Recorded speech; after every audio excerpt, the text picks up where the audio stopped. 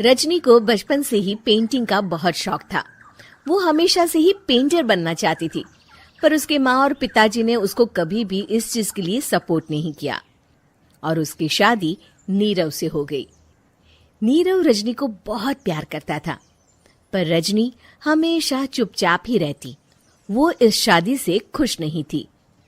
वो ये शादी नहीं करना चाहती थी। उसे तो हमेशा से पेंटर जो बनना था। अपने इस सपने को वो नहीं पूरा कर पाई, इसलिए वो हमेशा उदास रहती थी। रजनी, बहुत ही बढ़िया फिल्म लगी है, कल देखने चले? नहीं जी, कल मुझे बहुत काम है, मैं नहीं जा पाऊंगी। अच्छा तो कोई बात नहीं, संडे को चलते हैं। देखिए, मुझे फिल्म देखना पसंद नहीं है। आपको जाना है तो चले जाइए। नीरव को मना करके रजनी वहां से चली जाती है और अपने बैग को खोलकर उसमें बंद पड़े ब्रश और कलर्स को देखकर रोने लगती है। रजनी, चलो ना कहीं बाहर खाने चलते हैं, कुछ तुम्हारी पसंद का। जी, मुझे नहीं जाना, मेरी तबीयत ठीक नहीं है। रजनी वहां से चली जाती है। नीरव को समझ नहीं आता कि रजनी उससे इतना दूर क्यों रहती है। वो जब भी उसके साथ वक्त बिताना चाहता है, रजनी कोई ना कोई बहाना बना देती है। एक दिन घर पर कोई नहीं था। रजनी घर का सारा काम जल्दी से खत्म कर लेती है। घर पर अकेले होने के कारण वो सोचती है कि वो आज पेंटिंग करेगी। वो अपने कमरे में जाकर पेंट ब्रशेस और कलर्स निकालकर जैसे ही कलर मिक्स कर रही होती है कि दरवाजे पर बेल बज जाती है। अब कौन आ गया इस वक्त? इतनी मुश्किल से तो मुझे पेंट करने का मौका मिला है।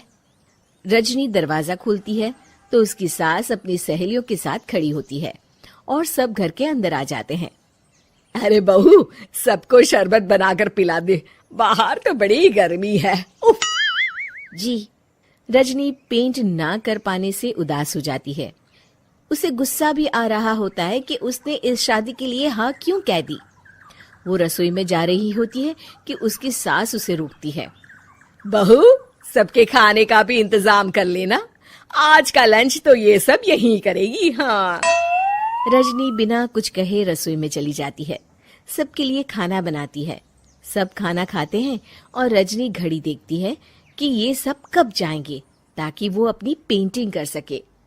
जब शाम होती है तब सब चले जाते हैं अपने घर। अरे बहू, सब तेरे खाने की तो बहुत तारीफ कर रहे थे, सबको बहुत अच्छा लगा खाना। आपको मुझे सुबह बताना चाहिए था ना कि आपकी सहेलियां आ रही हैं। पता भी है कितना वक्त लगा सारा खाना बनाने में। अरे बहू, तू ऐसे कैसे बात कर रही है मुझसे? तो और कैसे बात करूं? मैं इस घर की कोई नौकरानी नहीं हूं कि इतना काम करूंगी। रजनी अपने कमरे में जाकर दरवाजा बंद कर लेती है। शाम को जब नीरव आता है तो उसकी माँ उसे पूरी घटना के बारे में बताती है। क्या रजनी ने आपसे इस तरह बात की माँ? हाँ, और पता नहीं उसे क्या हो गया है, शाम से बाहर भी नहीं आई है। मैंने तो कई बार आवाज दी, खाना भी नहीं खाया उसने। तू ही बात करके देख ले बेटा। नीरव अपने कमरे का दरवाजा खटखटाता है। रजनी, दरवाजा खोलो, मैं हूं। रजनी दरवाजा खोलती है और फिर वापस जाकर अपने बिस्तर पर लेट जाती है। रजनी, माँ से बात करने का ये क्या तरीका है? मैंने कोई गलत बात नहीं की है। अरे तुम क्यों ऐसे बर्ताव कर रही हो सबके साथ? क्या तुम इस शादी से खुश नहीं हो? रजनी कुछ नहीं बोलती। अरे बताओ मुझे रजनी, क्या ये शादी तुम्हारी मर्जी के खिलाफ हुई है? हाँ, मैं ये शादी कभी नहीं करना चाहती थी।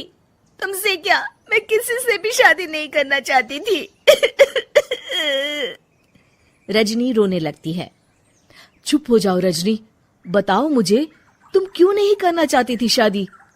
रजनी बेड के नीचे से अपने पेंटिंग्स, कलर्स, ब्रश, पेपर्स निकालती है। इतने में उसकी सास भी कमरे में आ जाती है। ये देख रहे हो, ये थे मेरे सपने। मैं पेंटर बनना चाहती थी, पर माँ पापा ने कभी सपोर्ट नहीं किया और मेरी शादी करवा दी। मेरे सारे सपने टूट गए। हर वक्त बस गुस्सा आता रहता है मुझे।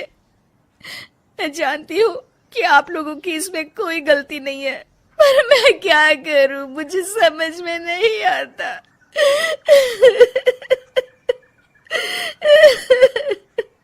रजनी फूट फूट कर रोने लगती है। मुझे माफ कर दीजिए, आप दोनों के साथ मैं बहुत बुरा बर्ताव कर रही हूँ। अरे रजनी बेटा चुप हो जाओ तुम। नीरव पानी लेकर आता है। ये लो पानी पियो और शांत हो जाओ। रजनी पानी पीती है और उसकी सास पेंटिंग्स देख रही होती है। अरे नीरव, हमें तो पता ही नहीं था कि हमारी बहू कलाकार है। अरे कितनी अच्छी पेंटिंग्स बनाई है, देखो तो। ये वाली तो मैं अपने कमरे में ले जाऊंगी। आपको ये पेंटिंग्स अच्छी लगी? अच्छी नहीं, बहुत अच्छी लगी। और तुमने हमें बताया क्यों नहीं? तुम जब चाहे पेंटिंग कर सकती हो रजनी। हम तुम्हारे सपनों को पूरा करने में तुम्हारा पूरा साथ देंगे। हाँ बेटा, हम कला की कद्र करते हैं। हम कलाकार तो नहीं, पर मुझे गर्व है कि मेरी बहू एक कलाकार है। रजनी, नीरव और सास तीनों हंस पड़ते हैं।